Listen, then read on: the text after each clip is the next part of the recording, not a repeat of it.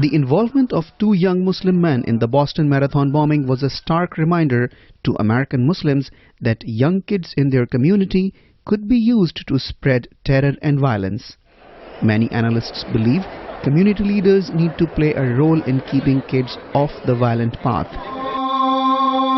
Imam Johri of Darul Hijra Islamic Center in suburban Washington says he and leaders like him are spreading the message of non-violence.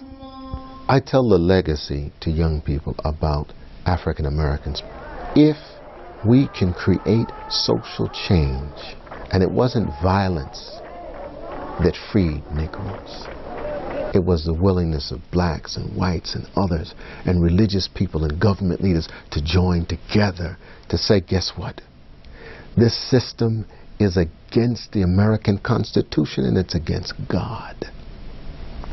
And we did that. Peter Scarry of the Brookings Institution recently wrote an article on the challenges of assimilating Muslim youth.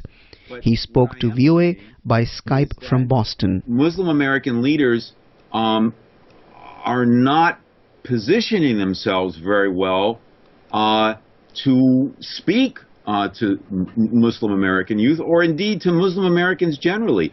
They're twisting and contorting themselves in several different directions that just undermines their position.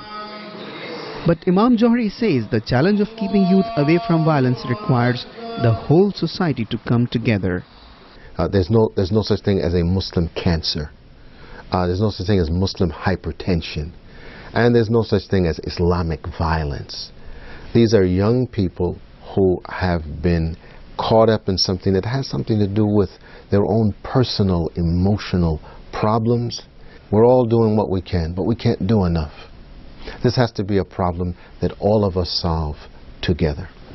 Experts believe parents are supposed to be the first ones to notice if their children are getting in touch with any radical groups or following them on the internet. Masood Khan and his wife have 4 young kids, and he says his family is aware of that danger. My wife, she's very strict on these things, and we know what they are doing. My all 4 kids, 2 daughters and 2 sons, they are what they are doing on computer, internet, everything. They are being monitored, and we know what they are doing. Khan says parents should remain engaged with their children and that the kids should be encouraged to maintain a balance between their religious and social activities. Kokab Farshori, VOA News, Washington.